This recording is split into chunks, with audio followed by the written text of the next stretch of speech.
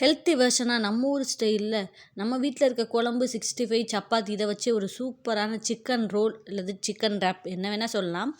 எப்படி செய்கிறதுன்னு பார்த்துருமா? அதுக்கு ஒரு சப்பாத்தி நல்லா நம்ம நார்மலாக எப்போதும் சுட்டு எடுக்கிற மாதிரி சுட்டு எடுத்துக்கோங்க.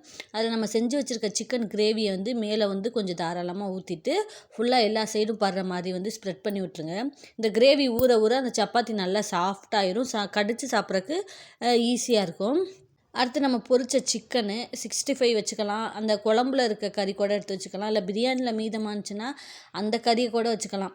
உங்களுக்கு என்னென்ன கறியெல்லாம் மீதமாக இருக்கோ அதெல்லாம் எல்லாத்தையும் எடுத்து போட்டு ஃபுல்லாக ஒரு ஃபில்லிங் மாதிரி அந்த சப்பாத்தி முழுக்க ஸ்ப்ரெட் பண்ணி விட்ருங்க. நல்லா தின்னாக ஸ்லைஸ் பண்ண வெங்காயம், பெரிய வெங்காயத்தை மேலே போட்டுக்கோங்க. உங்களுக்கு நிறையா வெங்காயம் வேணும்னா கூட இன்னும் கொஞ்சம் கூட எக்ஸ்ட்ரா கூட சேர்த்துக்கலாம். இது தாராளம்.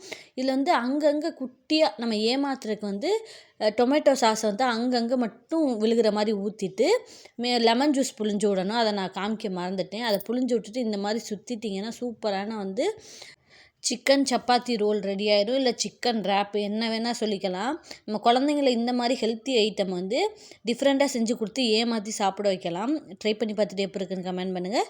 தேங்க்யூ ஸோ மச் ஃபார் வாட்சிங். Like and subscribe. Keep support. Bye.